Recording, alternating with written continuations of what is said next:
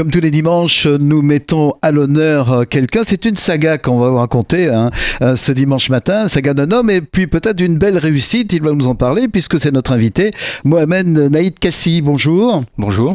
Vous êtes né en Kabylie, mais ça fait 38 ans et vous y êtes resté 6 mois en fait. Donc je ne suis pas sûr que vous ayez beaucoup de souvenirs de l'Algérie. En fait, j'en ai beaucoup parce que j'ai passé tous mes étés là-bas. Ah, voilà. C'est une raison. Donc en effet, je suis né là-bas, mais j'ai grandi ici. Mais comme beaucoup, j'ai fait ce petit mouvement pendulaire estival. Quel endroit précisément ? À Tizi Ouzou, qui est un peu la capitale de la Grande Kabylie, où je suis né, et puis un peu plus sur la côte, vers Asfoun notamment. Pour tous ceux qui ne connaissent pas bien, comment on peut présenter cet endroit ? La Kabylie, c'est une zone qui est au nord-est d'Alger. Qui se partage entre la côte et puis une partie montagneuse. On dit souvent que ça ressemble un peu à la Corse, voilà, pour ceux qui connaissent la Corse, donc ce mélange de montagnes qui comme ça se déverse dans la mer. Donc une région assez sauvage, assez pauvre historiquement, et très peuplée. Voilà. Je précise qu'il n'a pas les yeux bleus, parce que je ne sais pas pourquoi on dit souvent que la Kabylie, les enfants avec les yeux bleus, c'est vrai ? Il y en a. Ouais. C'est pas la majorité. Malheureusement, j'ai pas les yeux bleus. J'aurais bien voulu. Mais en effet, on a en Kabylie des gens de type assez variés parce que c'est une région, enfin toute cette région-là, mais particulièrement cette partie de l'Algérie a connu beaucoup de brassage. Et donc il y a des gens qui ont la peau très claire, les yeux bleus. Il y a des roux. Il y a des gens beaucoup plus mat comme moi, hélas. Mais voilà. On va parler de votre famille. Vous êtes l'aîné de 6 enfants ? Oui. C'est ça. Papa, maman, vous nous les présentez ? Écoutez, papa et maman sont deux Algériens qui sont arrivés en France à la fin des années 70. Ma mère s'est occupée de nous, donc elle était mère au foyer. Elle n'a pas eu la chance de faire des études, donc on l'a fait pour elle quelque part. Et puis mon père est arrivé en France avant. Il a commencé à travailler dans des usines Citroën, je crois, au milieu des années 50. Et puis très rapidement, il a fait un parcours que beaucoup de Kabyles, enfin beaucoup d'Algériens et notamment Kabyles ont fait, c'est qu'il a travaillé beaucoup dans la restauration. À l'époque, ça a engagé beaucoup de monde et je ne sais pas pourquoi, il y avait un peu une veine comme ça algérienne et notamment Kabyle dans la restauration. Donc il a fait ses classes dans des grands restaurants comme commis, puis serveur, puis maître d'hôtel, etc. Et puis au bout d'un moment, force de travail, il a pu s'acheter son petit resto à lui. Là, on a quitté donc la Kabylie. On est à Saint-Ouen d'abord, et puis dans le 15e arrondissement de Paris. Quelles étaient les difficultés pour un enfant à ce moment-là ? Honnêtement, pour vous, en tout cas. J'ai un souvenir très heureux de cette période. Les difficultés, je pense qu'elles étaient un peu gommées par mes parents, le fait qu'on était très très bien entourés, on était soudés. Et puis c'était une époque, je crois que c'était une époque heureuse, où les gens étaient peut-être moins polarisés sur leurs origines, ou en tout cas ce qu'ils pensaient être leurs origines. Et donc finalement, ça pouvait être un problème parfois, mais finalement en tant qu'enfant, on l'a pas beaucoup vu. Beaucoup de bienveillance en fait autour de nous. Qu'est-ce qui vous a donné, vous, envie donc de faire des études ? Parce qu'après, il y a la suite, on va en parler. Après, il y a des goûts, je dirais, un peu innés. C'est-à-dire que très, très vite, j'ai aimé l'école, etc.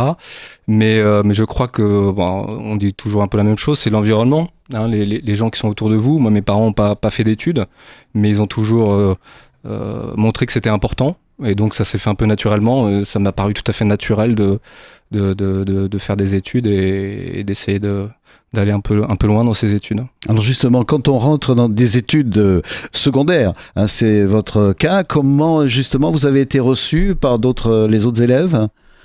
Toujours très très bien, parce que voilà, j'ai grandi en France, donc quelque part, il n'y avait pas de problème.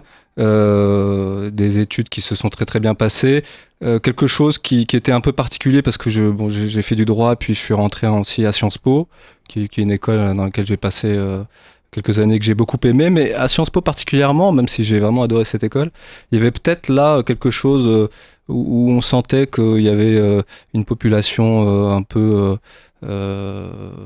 qui venait de l'élite quelque part et qui n'avait pas forcément tendance à se mélanger facilement pour certains d'entre eux. Hein. C'est pas un propos général, mais voilà, si je dois identifier quelque chose d'un peu plus difficultueux, ce serait ça. À ce moment-là, vous imaginiez la suite de la carrière ? On imagine, on se donne un peu des objectifs, et puis en fait, il il faut pas se fixer de limites en fait. Il faut avancer et il faut savoir, c'est ce qu'on m'a un peu inculqué dans ma famille, que tout est possible dès lors qu'on travaille. Il faut travailler, il faut se donner les moyens de réussir. Et globalement, quand on est motivé, qu'on travaille, qu'on se donne les moyens, il y a pas beaucoup de choses qui peuvent vraiment vous bloquer. À ce moment-là, vous pensez une carrière de diplomate. Oui. Pourquoi ?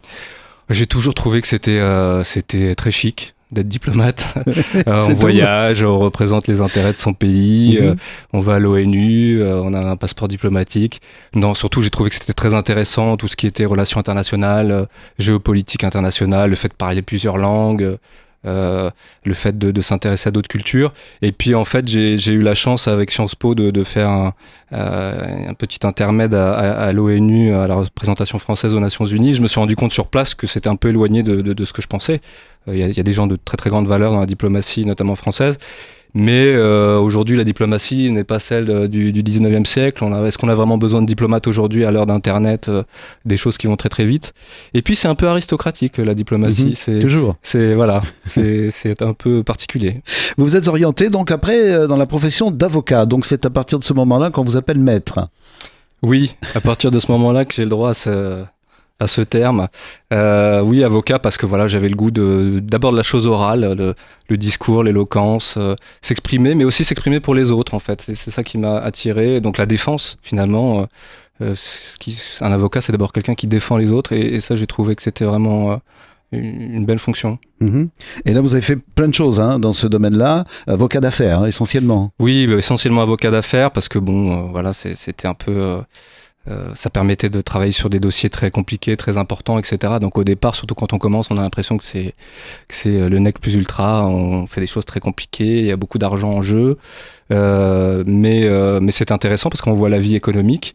Et puis la vie économique, elle est vaste, il y a très très grandes entreprises et puis il y a les plus petites, il y a les dirigeants, il y a les startups, les gens qui fondent leur entreprise. Donc c'est un métier qui permet d'être au contact de beaucoup de choses différentes. Vous avez été surpris des affaires ou de ce que vous avez découvert dans ce métier ? Oui, à plusieurs reprises. D'abord, moi je fais beaucoup de judiciaire, donc j'ai beaucoup d'interactions avec les magistrats. Donc on peut parfois être surpris dans nos rapports avec l'institution judiciaire d'abord. Je fais aussi du pénal des affaires et il y a quelque chose qui m'a beaucoup frappé, et ça renforce ma vocation d'avocat, c'est le côté rouleau compresseur de ce qui peut vous tomber dessus quand vous êtes impliqué dans une procédure pénale. Ça, les gens le savent pas avant de le vivre. Mais voilà, c'est un métier où tous les jours on apprend des nouvelles choses, on découvre des nouvelles choses. Oui. Pour compléter le portrait, vous enseignez également ? Oui, j'enseigne. Alors je suis pas du tout professeur de droit, mais je suis chargé d'enseignement à la faculté de Nanterre. Et ça, c'est quelque chose que j'aime beaucoup parce que on a tous dans notre cursus, dans notre vie, rencontré des enseignants ou à différents niveaux qui nous ont donné envie d'avancer. Et voilà, j'ai envie de faire ça aussi pour les étudiants, autant que faire se peut évidemment. Leur apporter un éclairage professionnel, parce que souvent à la faculté, ce sont des gens qui sont pas forcément issus, ceux qui enseignent en tout cas, issus du monde professionnel. Et donc c'est pas mal pour les étudiants d'avoir aussi parmi leurs enseignants des gens qui sont dans le métier de l'avocat, qui peuvent donner un éclairage un peu différent. Voilà, pour compléter le tableau, je sais que vous écrivez aussi, un petit mot sur vos activités. Oui, alors écrire c'est un grand mot, mais en effet, avec d'autres, on a créé un think tank qui s'appelle Impact, et on aime bien, en effet, écrire sur des sujets d'intérêt général. On fait des propositions un petit peu iconoclastes, un petit peu dérangeantes, qu'on essaie de motiver sur plein de sujets, et donc il nous arrive de publier dans des revues sur Internet.